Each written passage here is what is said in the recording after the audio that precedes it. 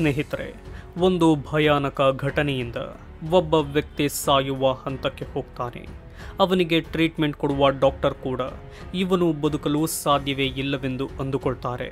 ಏಕೆಂದರೆ 6 kgಯ ಕಬ್ಬಿಣದ ರಾಡ್ ಅತಿ ವೇಗದಿಂದ ಆ ವ್ಯಕ್ತಿಯ ಕೆನ್ನೆಯ ಒಳಗೆ ಪ್ರವೇಶ ಮಾಡಿ ಅವನ ದವಡೆಯನ್ನು ಛಿದ್ರ ಮಾಡಿ ಒಂದು ಕಣ್ಣನ್ನು ಹೊಡೆದಾಕಿ ಬ್ರೇನನ್ನು ಕೂಡ ಡ್ಯಾಮೇಜ್ ಮಾಡಿ ನಂತರ ತಲೆಯ ಮೇಲ್ಭಾಗವನ್ನು ಹೊಡೆದುಕೊಂಡು ಹೊರಬಂದಿರುತ್ತೆ. ಇಂತಹ ಕೇಸ್ನಲ್ಲಿ ಜನರು ಬದುಕಲು ಸಾಧ್ಯವೇ ಇಲ್ಲ. ಶಾಕಿಂಗ್ ವಿಷಯವೇನೆಂದರೆ ಈ ರೀತಿಯಾಗಿದ್ದರೂ ಆ ವ್ಯಕ್ತಿ ಬದುಕುತ್ತಾನೆ. ಅವನೇ ಫಿನಿಸ್ ಗೇಜ್. ಬದುಕಿದ ನಂತರ ಈತನ ಜೀವನ ತುಂಬ ಕೆಟ್ಟ ಜೀವನವೆಂದೇ ಹೇಳಬಹುದು.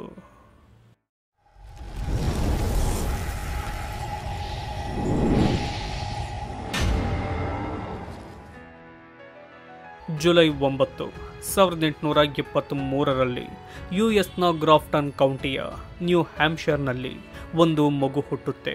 ಆ ಮಗುವಿನ ಹೆಸರೇ ಫಿನಿಸ್ ಗೇಜ್ ಎಂದು. ಫಿನಿಸ್ನ ತಂದೆ ಜೆಸಿ ಗೇಜ್, ತಾಯಿ ಹಾನಾ ಗೇಜ್. ಇವರಿಗೆ 5 ಜನ ಮಕ್ಕಳಿದ್ದು ಫಿನಿಸ್ ಗೇಜ್ ಮೊದಲ ಮಗನಾಗಿರ್ತಾನೆ. ಹಾಗೆಯೇ ಎಲ್ಲರಿಗೂ ಅಣ್ಣನಾಗಿರ್ತಾನೆ. ಚಿಕ್ಕ ವಯಸ್ಸಿನಿಂದಲೂ ಫಿನಿಸ್ ತುಂಬ ಆಕ್ಟಿವ್ ಆಗಿದ್ದ ಹುಡುಗ. ಎಂತಹ ಕಷ್ಟದ ಕೆಲಸವನ್ನು ಬೇಕಾದರೂ ಮಾಡುತ್ತಿದ್ದ. ಅಷ್ಟೇ ಬುದ್ಧಿವಂತನಾಗಿದ್ದ. ಮನೆಯ ಪೂರ್ತಿ ಜವಾಬ್ದಾರಿಯನ್ನು ಈತನೇ ವಹಿಸಿಕೊಂಡಿದ್ದ. ಫಿನಿಸ್ಗೆ ತುಂಬ ಜನ ಸ್ನೇಹಿತರಿರ್ತಾರೆ. ಹಾಗೆಯೇ ಫಿನಿಸ್ಗೆ ಪ್ರಾಣಿಗಳೆಂದರೆ ತುಂಬ ಪ್ರೀತಿ ಇರುತ್ತೆ. ಬೀದಿ ನಾಯಿಗಳಿಗೆ ಊಟ ಕೊಡುವುದೆಂದರೆ ಫಿನಿಸ್ಗೆ ತುಂಬ ಇಷ್ಟದ ಕೆಲಸ. ಮೊದಲು ಹೊಲಗಳಲ್ಲಿ ಕೆಲಸ ಮಾಡುತ್ತಿದ್ದ ಫಿನಿಸ್ ನಂತರ ತನಗೆ ಈ ಕೆಲಸವೆಲ್ಲ ಸರಿಯಿಲ್ಲವೆಂದು ಕ್ವಾರಿಗೆ ಸೇರಿಕೊಳ್ತಾನೆ. ಕಲ್ಲನ್ನು ಹೊಡೆಯುವುದರಲ್ಲಿ ಫಿನಿಸ್ ಎತ್ತಿದ ಕೈ ಎಂದೇ ಹೇಳಬಹುದು. ತನ್ನ ಜೊತೆಯಿದ್ದ ಕೆಲಸಗಾರರು ಮಾಡಲಾಗದ ಕೆಲಸವನ್ನೆಲ್ಲ ಫಿನಿಸ್ ಒಬ್ಬನೇ ಆಯಾಸವಿಲ್ಲದಂತೆ ಮಾಡುತ್ತಿದ್ದ. ಚಿಕ್ಕ ವಯಸ್ಸಿನಿಂದ ಅನಾರೋಗ್ಯದ ಸಮಸ್ಯೆ ಫಿನಿಸ್ಗೆ ಇರುವುದಿಲ್ಲ. ಆತನಿಗೆ ಒಮ್ಮೆಯೂ ಜ್ವರ, ನೆಗಡಿ ಎಂಬುದೇ ಬಂದಿರುವುದಿಲ್ಲ. ಇಷ್ಟು ಆರೋಗ್ಯ ಹಾಗೂ ಶಕ್ತಿಶಾಲಿಯಾಗಿದ್ದ ಫಿನಿಸ್ಗೆ ಒಂದು ಕೆಲಸದ ಆಫರ್ ಬರುತ್ತೆ. ಅದ್ಯಾವ ಕೆಲಸವೆಂದರೆ ರೈಲ್ವೆ ಹಳಿಗಳ ನಿರ್ಮಾಣದ ಕೆಲಸ. ಈ ಕೆಲಸಕ್ಕೆ ಅತ್ಯಂತ ಪರಿಣಾಮಕಾರಿಯಾದ ಸಮರ್ಥ ಕೆಲಸಗಾರರನ್ನು ಹುಡುಕಾಡುತ್ತಿರುತ್ತಾರೆ. ಅವರಲ್ಲಿ ಬೇಗನೆ ಆಯ್ಕೆಯಾಗುವವನೇ ಫಿನಿಸ್ ಗೇಜ್. ಹೀಗೆ ಫಿನಿಸ್ಗೆ ಜುಲೈ 1848ರಲ್ಲಿ ಕೆಲಸ ಸಿಗುತ್ತೆ. ಆಗ ಅವನ ವಯಸ್ಸು 25 ವರ್ಷ. ಇಲ್ಲಿ ಫಿನಿಸ್ನ ಕೆಲಸವೇನೆಂದರೆ ರೈಲು ಹೋಗುವ ಮಾರ್ಗವನ್ನು ಕ್ಲಿಯರ್ ಮಾಡುವುದು. ಎದುರಿಗೆ ಸಿಗುವ ದೊಡ್ಡ ದೊಡ್ಡ ಕಲ್ಲು ಬಂಡೆಗಳನ್ನು ಡೈನಮೈಟ್ಸ್ಗಳಿಂದ ಬ್ಲಾಸ್ಟ್ ಮಾಡುವುದು. ಇದೇ ಫಿನಿಸ್ನ ಮುಖ್ಯ ಕೆಲಸವಾಗಿರುತ್ತೆ. ಈ ಕಷ್ಟದ ಕೆಲಸ ತಿಂಗಳವರೆಗೂ ನಡೆಯುತ್ತೆ. ಈ ಜಾಗದಲ್ಲಿಯೂ ಫಿನಿಸ್ಗೆ ಹಲವಾರು ಜನ ಸ್ನೇಹಿತರಾಗ್ತಾರೆ. ಫಿನಿಸ್ ಎಷ್ಟು ವೇಗವಾಗಿ ಕೆಲಸ ಮಾಡುತ್ತಿದ್ದ ಎಂದರೆ 3 ಮಾಡುವ ಕೆಲಸವನ್ನು ಫಿನಿಸ್ ಒಬ್ಬನೇ ಮಾಡುತ್ತಿದ್ದ. ಇದರಿಂದ ಅವನಿಗೆ ಹೆಚ್ಚು ಹಣ ಕೂಡ ಸಿಗುತ್ತಿತ್ತು. ಫಿನಿಸ್ಗೆ ಕೆಟ್ಟ ಅಭ್ಯಾಸಗಳು ಇರಲಿಲ್ಲ. ಬಂದ ಪೂರ್ತಿ ಹಣವನ್ನು ತನ್ನ ಮನೆಗೆ ಕಳಿಸುತ್ತಿದ್ದ. ಯಾರ ಜೊತೆಗೂ ಜಗಳವಾಡದೆ ತಾನಾಯಿತು ತನ್ನ ಕೆಲಸವಾಯಿತು ಎಂಬ ವ್ಯಕ್ತಿ. 1848 ಸೆಪ್ಟೆಂಬರ್ 13 ಅಂದರೆ ಕೆಲಸಕ್ಕೆ ಸೇರಿದ್ದ 2 ತಿಂಗಳ ನಂತರ ಒಂದು ಘಟನೆ ನಡೆಯುತ್ತೆ. ಈ ದಿನವನ್ನು ಫಿನಿಸ್ನ ಜೀವನದ ಕೆಟ್ಟ ದಿನವೆಂದೇ ಹೇಳಲಾಗುತ್ತೆ. ರೈಲ್ವೆಗೆ ಮಾಡುತ್ತಿದ್ದ ಮಾರ್ಗದ ಮಧ್ಯೆ ಒಂದು ದೊಡ್ಡ ಕಲ್ಲು ಸಿಗುತ್ತೆ. ಇಲ್ಲಿ ಫಿನಿಸ್ನ ಕೆಲಸ ಕಲ್ಲನ್ನು ತನ್ನ ಬಳಿಯಿದ್ದ ಕಬ್ಬಿಣದ ರಾಡ್ನಿಂದ ಹೋಲ್ ಮಾಡಿ ಅದರ ಒಳಗೆ ಡೈನಮೈಟ್ಸ್ನ ರೀತಿಯೇ ಮದ್ದು, ಮರಳು ಹಾಗೂ ಬ್ಲಾಸ್ಟ್ ಆಗಲು ಉಪಯೋಗಿಸುತ್ತಿದ್ದ ಕೆಲವು ಪುಡಿಗಳನ್ನು ಅದರಲ್ಲಿ ತುಂಬುವುದು. ನಂತರ ಆ ಕಲ್ಲನ್ನು ಬ್ಲಾಸ್ಟ್ ಮಾಡುವುದು. ತನ್ನ ಕೆಲಸವನ್ನು ಸರಿಯಾಗಿ ಮಾಡುವ ಫಿನಿಸ್ ಆ ಕಬ್ಬಿಣದ ರಾಡ್ನಿಂದ ಆ ಜಾಗದಲ್ಲಿ ಹೋಲ್ ಮಾಡಿ ಡೈನಮೈಟ್ಸ್ ಅನ್ನು ತುಂಬಿಸಿ ಬರ್ತಾನೆ. ನಂತರ ಅದನ್ನು ಬ್ಲಾಸ್ಟ್ ಮಾಡಲು ಮುಂದಾಗ್ತಾರೆ. ಆದರೆ ಅದು ಬ್ಲಾಸ್ಟ್ ಆಗುವುದೇ ಇಲ್ಲ. ಆಗ ಅಲ್ಲಿ ಕೆಲಸ ಮಾಡುವವರು ಫಿನಿಸ್ನನ್ನು ಚೆಕ್ ಮಾಡಲು ಕಳಿಸ್ತಾರೆ. ಆಗ ಸಮಯ ಸಂಜೆ 4:30 ಆಗಿರುತ್ತೆ. ಆಗ ಹೋಗುವ ಫಿನಿಸ್ ಸುಮ್ಮನೆ ಚೆಕ್ ಮಾಡದೆ ತನ್ನ ಬಳಿಯಿದ್ದ ಕಬ್ಬಿಣದ ರಾಡ್ನಿಂದ ಕಲ್ಲಿಗೆ ಹೊಡೆಯುತ್ತಾ ಚೆಕ್ ಮಾಡ್ತಾನೆ. ಇದು ಫಿನಿಸ್ ಮಾಡುವ ತಪ್ಪು. ಹೀಗೆ ಮಾಡುತ್ತಿರಬೇಕಾದ್ರೆ ಆ ರಾಡ್ನಿಂದ ಕಿಡಿ ಬರುತ್ತೆ. ಆ ಕಿಡಿಯಿಂದ ಫಿನಿಸ್ ಹಾಕಿದ್ದ ಆ ಡೈನಮೈಟ್ಸ್ ಆಕ್ಟಿವ್ ಆಗಿ ಜೋರಾದ ಬ್ಲಾಸ್ಟ್ ಆಗುತ್ತೆ. ಆಗ 6 kgಯ 3 ಅಡಿ 7 ಇಂಚಿನ ಕಬ್ಬಿಣದ ರಾಡ್ ಫಿನಿಸ್ನ ಎಡ ಕೆನ್ನೆಗೆ ಹೊಡೆಯುತ್ತೆ. ಮೊದಲೇ ಶಾರ್ಪ್ ಇದ್ದು ಹಾಗೆ 1.5 ಇಂಚಿನಷ್ಟು ಡಯಾಮೀಟರ್ ಅನ್ನು ಹೊಂದಿದ್ದ ಆ ರಾಡ್ ಮೊದಲು ಫಿನಿಸ್ನ ಒಂದು ಭಾಗದ ದವಡೆಯನ್ನು ಹೊಡೆದಾಕಿ ನಂತರ ಅವನ ಕಣ್ಣನ್ನು ಹಾಳು ಮಾಡಿ ಬ್ರೈನ್ನ ಮುಂದೆ ಇರುವ ಸ್ವಲ್ಪ ಭಾಗವನ್ನು ಛಿದ್ರ ಮಾಡುತ್ತೆ. ನಂತರ ತಲೆ ಮೇಲ್ಭಾಗದಿಂದ ಹೊರಬರುವ ಆ ರಾಡ್ 80 ಅಡಿಗಳ ದೂರಕ್ಕೆ ಹೋಗಿ ಬೀಳುತ್ತೆ. ಸ್ನೇಹಿತರೆ, ಆ ರಾಡನ್ನು ಫಿನಿಸ್ಗೆ ಆರ್ಡರ್ ಕೊಟ್ಟು ಮಾಡಿಸಿದ್ದ. ತಾನು ಮಾಡಿಸಿದ್ದ ಈ ರಾಡ್ ತನಗೆ ಈ ಸ್ಥಿತಿ ತರುತ್ತದೆ ಎಂದು ಅವನಿಗೆ ಗೊತ್ತಿರುವುದಿಲ್ಲ. ಇವೆಲ್ಲವನ್ನು ನಂಬಲು ಕಷ್ಟವಾದರೂ ಇದೇ ಸತ್ಯ. ಇದು ಸತ್ಯ ಎಂಬುದಕ್ಕೆ ಹಲವಾರು ಸಾಕ್ಷಿಗಳಿವೆ. ಇದನ್ನು ನೋಡುವ ವರ್ಕರ್ಗಳು ಫಿನಿಸ್ ಸತ್ತು ಹೋದ ಎಂದು ಕಿರುಚುತ್ತಾ ಅಲ್ಲಿಗೆ ಓಡಿ ಬರ್ತಾರೆ. ಬಂದು ನೋಡಿದರೆ ಫಿನಿಸ್ ಇನ್ನೂ ಬದುಕಿರ್ತಾನೆ. ವಿಚಿತ್ರವೇನೆಂದರೆ ಮುಖದಿಂದ ಒಂದೇ ಸಮನೆ ರಕ್ತ ಹರಿಯುತ್ತಿದ್ದರೂ ಫಿನಿಸ್ ಪ್ರಜ್ಞೆ ತಪ್ಪುವುದೇ ಇಲ್ಲ. ಹಾಗೆ ಫಿನಿಸ್ ನೋವಿನಿಂದ ಕಿರುಚಾಡುತ್ತಿರುವುದಿಲ್ಲ. ಇದನ್ನು ನೋಡಿದ ಎಲ್ಲ ವರ್ಕರ್ಗಳಿಗೂ ತುಂಬಾ ಗಾಬರಿಯಾಗುತ್ತೆ. ಆಗ ಫಿನಿಸ್ ಬಾಯಿಯಲ್ಲಿ ತುಂಬುತ್ತಿದ್ದ ರಕ್ತವನ್ನು ಉಗಿತಾನೆ. ಇದನ್ನು ನೋಡಿದ ಅವರು ಕೂಡಲೇ ಅವನನ್ನು ಹಾಸ್ಪಿಟಲ್ಗೆ ಕರೆದುಕೊಂಡು ಹೋಗ್ತಾರೆ. ದೂರದಲ್ಲಿದ್ದ ಹಾಸ್ಪಿಟಲ್ ಅನ್ನು 30 ನಿಮಿಷದಲ್ಲಿ ತಲುಪುತ್ತಾರೆ. ಆಗಲೂ ಫಿನಿಸ್ ಪ್ರಜ್ಞೆ ತಪ್ಪುವುದಿಲ್ಲ.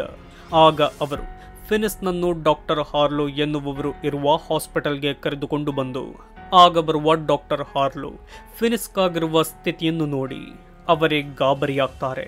ರಕ್ತ ನಿಲ್ಲಲು ವರ್ಕರ್ಗಳು ಹಾಕಿದ್ದ ಬಟ್ಟೆಯನ್ನು ತೆಗೆದಾಕಿ ಮತ್ತೊಂದು ಬಟ್ಟೆಯನ್ನು ಕಟ್ಟುತ್ತಾರೆ.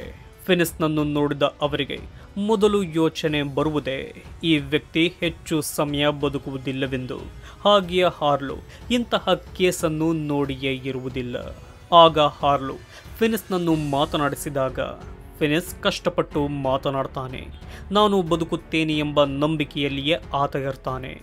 ಎಂದಿಗೂ ಆತ ತನ್ನ ಆತ್ಮವಿಶ್ವಾಸವನ್ನು ಬಿಟ್ಟು ಕೊಡುವುದೇ ಇಲ್ಲ. ಆಗ ಹಾರ್ಲೋ ಒಂದು ಕೊಳವೆಯ ರೀತಿ ಹೋಲಾಗಿದ್ದ ಅವನ ತಲೆಯನ್ನು ನೋಡಿ ರಕ್ತವನ್ನು ನಿಲ್ಲಿಸಲು ಪ್ರಯತ್ನ ಪಡ್ತಾರೆ. ಅದಕ್ಕೆ ಟ್ರೀಟ್ಮೆಂಟ್ ಕೊಟ್ಟು ಅತಿಯಾಗಿ ಹೋಗುತ್ತಿದ್ದ ರಕ್ತವನ್ನು ನಿಲ್ಲಿಸ್ತಾರೆ. ರಕ್ತ ಕಡಿಮೆಯಾಗಿದ್ದ ಫಿನಿಸ್ಗೆ ರಕ್ತ ಕೊಡಿಸಿ ಆಪರೇಷನ್ ಅನ್ನು ಶುರು ಮಾಡ್ತಾರೆ. ಫಿನಿಸ್ನ ತಲೆ ಕೂದಲನ್ನು ತೆಗೆದು ಒಳಗೆ ಛಿದ್ರವಾಗಿದ್ದ ಮೂಳೆಗಳನ್ನೆಲ್ಲ ತೆಗಿತಾರೆ. ಇವನ್ನೆಲ್ಲ ಮಾಡುವಾಗಲೂ ಫಿನಿಸ್ ಪ್ರಜ್ಞೆ ತಪ್ಪುವುದೇ ಇಲ್ಲ. ಎಂತಹ ವ್ಯಕ್ತಿಗಾದರೂ ತಡೆದುಕೊಳ್ಳಲಾಗದ ನೋವಾದರೆ ಪ್ರಜ್ಞೆ ತಪ್ತಾನೆ. ಆದರೆ ಫಿನಿಸ್ ಒಬ್ಬ ಧೈರ್ಯವಂತ ಸೋಲ್ಜರ್ನ ರೀತಿ ಗಟ್ಟಿಯಾಗಿರ್ತಾನೆ. ಇಲ್ಲಿ ಆಶ್ಚರ್ಯಪಡುವ ವಿಷಯವೇನೆಂದರೆ ಇಷ್ಟೆಲ್ಲ ಆಗಿದ್ದರೂ ಫಿನಿಸ್ ಬದುಕುಳಿಯುತ್ತಾನೆ. ಸ್ನೇಹಿತರೆ, ಹಲವಾರು ಜನ ಸೂಸೈಡ್ ಮಾಡಿಕೊಳ್ಳಲು ತಲೆಗೆ ಶೂಟ್ ಮಾಡಿಕೊಳ್ತಾರೆ. ಆದರೆ ಅವರೆಲ್ಲ ಅದೇ ಕ್ಷಣದಲ್ಲಿ ಸತ್ತು ಹೋಗ್ತಾರೆ. ಈ ರೀತಿ ಸಾಯುವ 20,000 ರಿಂದ 30,000 ಜನರಲ್ಲಿ ಕೇವಲ 3% ಜನ ಮಾತ್ರ ಬದುಕುವುದು. ಅಂತಹ ಜನರಲ್ಲಿ ಫಿನಿಸ್ ಗೇಜ್ ಕೂಡ ಒಬ್ಬ. ಫಿನಿಸ್ನ ಬ್ರೈನ್ ಪೂರ್ತಿಯಾಗಿ ಡ್ಯಾಮೇಜ್ ಆಗದೆ ಇದ್ದ ಕಾರಣದಿಂದಲೇ ಆತ ಉಳಿದುಕೊಳ್ತಾನೆ. ಈ ಘಟನೆಯಾದ 10 ದಿನದವರೆಗೂ ಫಿನಿಸ್ ಯಾರೊಂದಿಗೂ ಮಾತನಾಡುವುದಿಲ್ಲ. ಕೇವಲ ಬೆಡ್ನ ಮೇಲೆಯೇ ಅವನ ವಾಸ.